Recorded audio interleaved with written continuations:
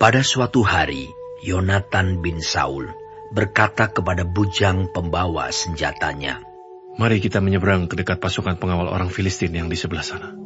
Tetapi tidak diberitahukannya hal itu kepada ayahnya. Adapun Saul duduk di ujung Gibea di bawah pohon delima yang di Migron. Dan rakyat yang ada bersama-sama dengan dia itu kira-kira 600 orang banyaknya. Ahia, anak Ahitub, saudara Ikabod, anak Pinehas, anak Eli, imam Tuhan di Silo. Dialah yang memakai baju efod pada waktu itu. Tetapi rakyat tidak tahu tentang perginya Yonatan itu. Di antara pelintasan-pelintasan bukit yang dicoba Yonatan menyeberanginya ke arah pasukan pengawal orang Filistin, ada ujung bukit batu di sebelah sini dan ada ujung bukit batu di sebelah sana. Yang satu bernama Bozez, yang lain bernama Sene. Ujung yang satu berdiri di sebelah utara di tentangan Mikmas, yang lain di sebelah selatan di tentangan Geba. Berkatalah Yonatan kepada bujang pembawa senjatanya itu, "Mari kita menyeberang ke dekat pasukan pengawal orang-orang yang tidak bersunat ini. Mungkin Tuhan akan bertindak untuk kita, sebab bagi Tuhan tidak sukar untuk menolong, baik dengan banyak orang maupun dengan sedikit orang." Lalu jawab pembawa senjatanya itu kepadanya, "Lakukanlah niat hatimu itu. Sungguh, aku sepakat," kata Yonatan. Perhatikan, kita menyeberang ke dekat orang-orang itu dan memperlihatkan diri kita kepada mereka.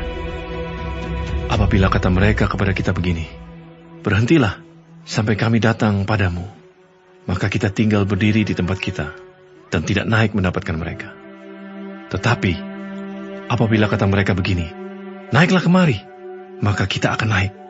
Sebab kalau demikian, Tuhan telah menyerahkan mereka ke dalam tangan kita. Itulah tandanya bagi kita. Ketika mereka keduanya memperlihatkan diri kepada pasukan pengawal orang Filistin, berkatalah orang Filistin itu, "Lihat! Orang-orang Ibrani keluar dari lubang-lubang tempat mereka bersembunyi." Orang-orang dari pasukan pengawal itu berseru kepada Yonatan dan pembawa senjatanya. Katanya, "Naiklah kemari, maka kami akan menghajar kamu." Lalu kata Yonatan kepada pembawa senjatanya, "Naiklah mengikuti aku, sebab Tuhan telah menyerahkan mereka ke dalam tangan orang Israel." Maka naiklah Yonatan merangkak ke atas dengan diikuti oleh pembawa senjatanya. Orang-orang itu tewas terparang oleh Yonatan, sedang pembawa senjatanya membunuh mereka dari belakangnya. Kekalahan yang pertama ini yang ditimbulkan Yonatan dan pembawa senjatanya itu besarnya kira-kira 20 orang dalam jarak kira-kira setengah alur dari sepembajakan ladang. Lalu timbullah kegentaran di perkemahan, di padang, dan di antara seluruh rakyat. Juga pasukan pengawal dan penjarah-penjarah itu gentar, dan bumi gemetar, sehingga menjadi kegentaran yang dari Allah. Ketika peninjau-peninjau Saul di Gibea Benyamin melihat hal itu, dan sesungguhnya orang ramai seperti ombak berjalan ke sana kemari, berkatalah Saul kepada tentara yang bersama-sama dengan dia itu, "Periksalah barisan, dan lihatlah siapa yang pergi daripada kita." Mereka memeriksa barisan, dan ternyata Yonatan dan pembawa senjatanya tidak ada. Lalu kata Saul kepada Ahia, "Bawalah baju efod kemari." Karena pada waktu itu dialah yang memakai baju efod di antara orang Israel. Tetapi sedang Saul berbicara kepada imam itu, maka kian lama kian bertambahlah keributan di perkemahan orang Filistin. Sehingga Saul berkata pula kepada imam itu, "Biarlah." Kemudian berkumpullah Saul dan seluruh rakyat yang bersama-sama dengan dia itu. Dan ketika mereka sampai ke tempat pertempuran, tampaklah setiap orang menikam temannya dengan pedang. Suatu huru-hara yang sangat besar. Lagi pula orang-orang Ibrani yang telah lama tinggal pada orang Filistin dan yang telah ikut maju dalam tentara mereka. Mereka juga berbalik untuk bergabung dengan orang-orang Israel yang ada bersama-sama dengan Saul dan Yonatan. Bahkan ketika semua orang Israel yang telah bersembunyi di pegunungan Efraim mendengar bahwa orang Filistin telah lari, orang-orang itu pun bergabung dengan mereka dalam pertempuran. Demikianlah Tuhan menyelamatkan orang Israel pada hari itu. Pertempuran itu meluas sampai lewat Bet Awen. Ketika orang-orang Israel terdesak pada hari itu, Saul menyuruh rakyat mengucapkan kutuk, katanya, Terkutuklah orang yang memakan sesuatu sebelum matahari terbenam, dan sebelum aku membalas dendam terhadap musuhku. Sebab itu tidak ada seorang pun dari rakyat yang memakan sesuatu. Dan seluruh orang itu sampailah ke suatu hutan, dan di sana ada madu di tanah. Ketika rakyat sampai ke hutan itu, tampaklah ada di sana madu meleleh, tetapi tidak ada seorang pun yang mencedoknya ke mulutnya dengan tangan, sebab rakyat takut kepada sumpah itu. Tetapi Yonatan tidak mendengar bahwa ayahnya telah menyuruh rakyat bersumpah. Ia mengulurkan tongkat yang ada di tangannya dan mencelupkan ujungnya ke dalam sarang madu. Kemudian ia mencedoknya ke mulutnya dengan tangan. Lalu matanya menjadi terang lagi. Dan seorang dari rakyat berbicara, katanya, Ayahmu telah menyuruh rakyat bersumpah dengan bersungguh-sungguh.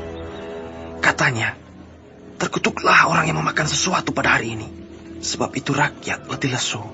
Lalu kata Yonatan, Ayahku mencelakakan negeri. Coba lihat, bagaimana terangnya mataku setelah aku merasai sedikit dari madu ini. Apalagi jika sekiranya rakyat pada hari ini boleh makan dengan bebas dari jarahan musuhnya yang telah didapatnya. Tetapi sekarang tidaklah besar kekalahan di antara orang Filistin. Dan pada hari itu mereka memukul kalah orang Filistin dari Mikmas sampai ke Ayalon. Rakyat sudah sangat letih lesu. Sebab itu rakyat menyambar jarahan. Mereka mengambil kambing domba, lembu dan anak lembu, menyembelihnya begitu saja di atas tanah, dan memakannya dengan darahnya. Lalu diberitahukanlah kepada Saul demikian. Lihat, rakyat berdosa terhadap Tuhan dengan memakannya dengan darahnya. Dan ia berkata, Kamu berbuat khianat. Gulingkanlah sekarang juga sebuah batu besar kemari. Kata Saul pula, Berserak-seraklah di antara rakyat dan katakan kepada mereka, setiap orang harus membawa lembunya atau dombanya kepadaku. Sembelilah itu di sini, maka kamu boleh memakannya. Tetapi janganlah berdosa terhadap Tuhan dengan memakannya dengan darahnya. Lalu setiap orang dari seluruh rakyat membawa serta pada malam itu lembunya, dan mereka menyembelihnya di sana. Saul mendirikan mezbah bagi Tuhan. Inilah mezbah yang mula-mula sekali didirikannya bagi Tuhan. Lagi kata Saul, Marilah kita pada malam ini mengejar orang Filistin dan menjarahi mereka sampai fajar menyingsing. Dan janganlah kita biarkan hidup seorang pun dari mereka. Jawab mereka itu, Perbuatlah apa yang kau pandang baik. Tetapi imam berkata, Marilah kita dahulu tampil menghadap Allah di sini. Saul bertanya kepada Allah, Bolehkah aku mengejar orang Filistin itu? Akan kau serahkankah mereka ke dalam tangan orang Israel? Tetapi pada hari itu ia tidak menjawab Saul. Lalu kata Saul, Datanglah kemari, kamu segala pemuka rakyat. Berusahalah mengetahui apa sebab dosa ini terjadi pada hari ini.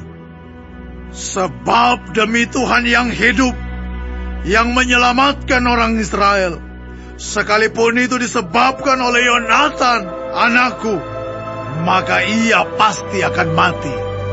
Tetapi seorang pun dari seluruh rakyat tidak ada yang menjawabnya.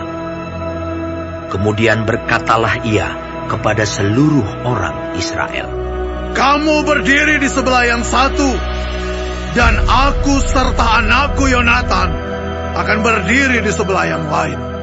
Lalu jawab rakyat kepada Saul. Perbuatlah apa yang kau pandang baik.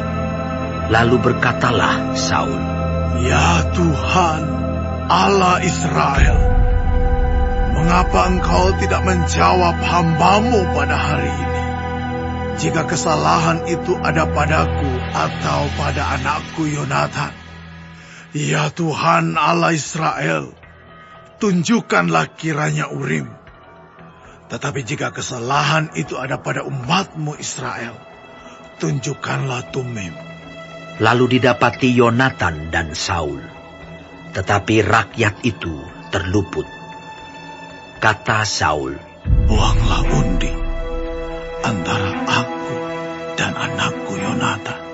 lalu didapati Yonatan. Kata Saul kepada Yonatan, Beritahukanlah kepadaku apa yang telah kau perbuat. Lalu Yonatan memberitahukan kepadanya. Katanya, Memang, aku telah merasai sedikit madu dengan ujung tongkat yang ada di tanganku. Aku bersedia untuk mati. Kata Saul, Beginilah kiranya Allah menghukum aku, bahkan lebih daripada itu. Sesungguhnya Yonatan, engkau harus mati. Tetapi rakyat berkata kepada Saul, Masakan Yonatan harus mati? Dia yang telah mendapat kemenangan yang besar ini di Israel. Jauhlah yang demikian. Demi Tuhan yang hidup, selai rambutmu dari kepalanya takkan jatuh ke bumi. Sebab dengan pertolongan Allah juga dilakukannya hal itu pada hari ini. Demikianlah rakyat membebaskan Yonatan, sehingga ia tidak harus mati. Maka pulanglah Saul setelah mengejar orang Filistin, dan orang Filistin itu pun kembali ke tempat kediamannya. Setelah Saul mendapat jabatan raja atas Israel, maka berperanglah ia ke segala penjuru melawan segala musuhnya, melawan Moab, Bani Amon, Edom, raja-raja negeri Zoba, dan orang Filistin. Dan kemanapun ia pergi, ia selalu mendapat kemenangan. Ia melakukan perbuatan-perbuatan yang gagah perkasa, memukul kalah orang Amalek, dan melepaskan Israel dari tangan orang-orang yang merampasi mereka. Anak-anak lelaki Saul ialah Yonatan, Yiswi, dan Malkisua. Nama kedua anaknya yang perempuan, yang tertua bernama Merab, yang termuda bernama Mikal. Istri Saul bernama Ahinoam, anak Ahimaas.